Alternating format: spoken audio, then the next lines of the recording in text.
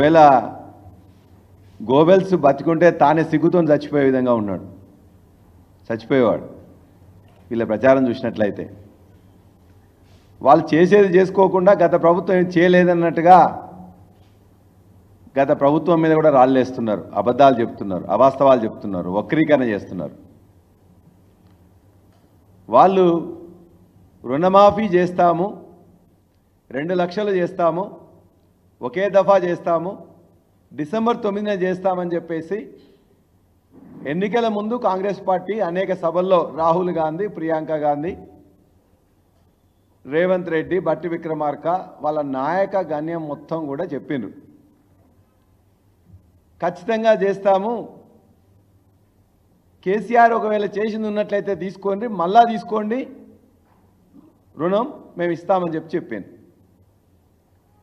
ఇవాళ డిసెంబర్ 9 పోయింది, వాళ్ళు చేస్తామన్న 2 లక్షలు ఇయ్యలే, అనేక ఆంక్షలు విధించారు, నిబంధనలు విధించారు, 20% మాత్రమే చేశారు.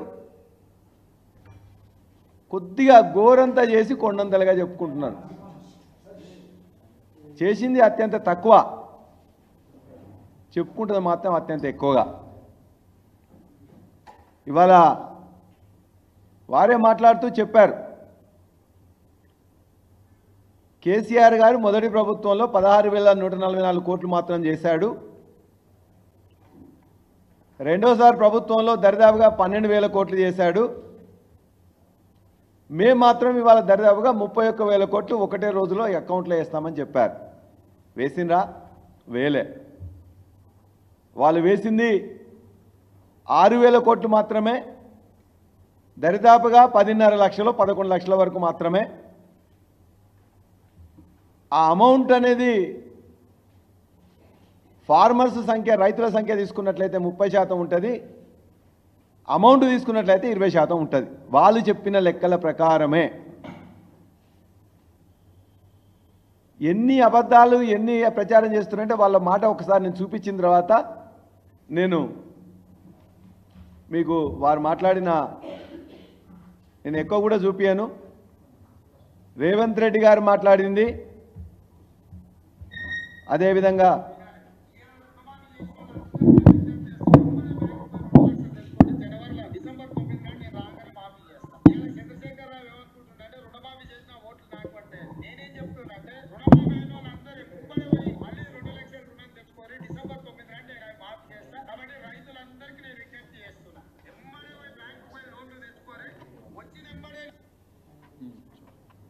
డిసెంబర్ 9న ఖచ్చితంగా చేస్తా అని చెప్పిన ఆయన మాట.